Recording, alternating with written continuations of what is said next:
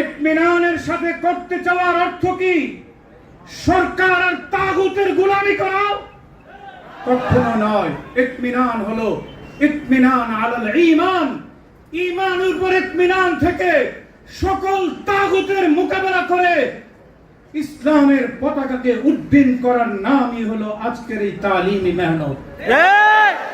ইমাম আবু হানিফাকে থেকে নিয়ে ইমাম আহমদ ইবনে হাম্বল, ইমাম মালিক, ইমাম ইবনে তাইমিয়া, আব্দুল্লাহ ইবনে মুবারক, ইজ্জুদ্দিন ইবনে আব্দুস সালাম, আমাদের দারুল উলুম দেওবন্দের সূর্য সন্তান কাসিমুল খায়রাত, কাসেম নানুতাবি, শাইখুল হিন্দ মাহমুদ হাসান দেওবন্দি, এদেশের সদর সাহেব আল্লামা শামসুল হক ফরিদপুরি, হাফিজ হুজুর শাইখুল হাদিস আল্লামা আজিজুল হক, শাইখুল ইসলাম আল্লামা আহমদ শফি, নূর হোসেন খাসিমি, মুফতি ফজলুল হক আমিনী একই ধারায় মেহনত করেছেন।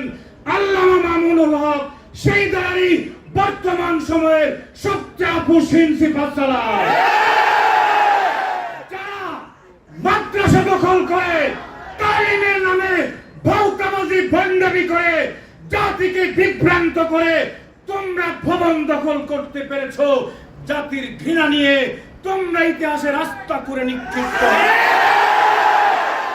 আমরা ভবন চাই না, অট্টালিকা চাই না, আদর্শ নিয়ে শাহাদাত বরণ করতে চাই। হয়তো শাহাদাত, নয়তো খেলাফত, হয়তো খেলাফত, নয়তো শাহাদাত। এটাই আমাদের আদর্শ, এটাই আমাদের উদ্দেশ্য। আমরা কোনো সুযোগ সুবিধা চাই না, আদর্শ নিয়ে মরতে চাই। আসুন সবার প্রতি আল্লাহ মামুনুল হক গতকালকে বলেছেন লা তাসরিবা, কোনো অভিযোগ নাই, কিন্তু ইসলামের উপর আঘাত করলে কাউকে ছাড় দেওয়া হবে না। আল্লাহ মামুনুল হক সাহেবের মাধ্যমে এদেশে তালিমের মেহনত, তাজকিয়ার মেহনত, সিয়াসতের মেহনত, জিহাদের যে মেহনত চলছে, এটা পূর্ণাঙ্গ করে ইমারতে ইসলামিয়া প্রতিষ্ঠা করার তৌফিক দান করুন। এ পর্যায়ে সংক্ষিপ্ত আলোচনা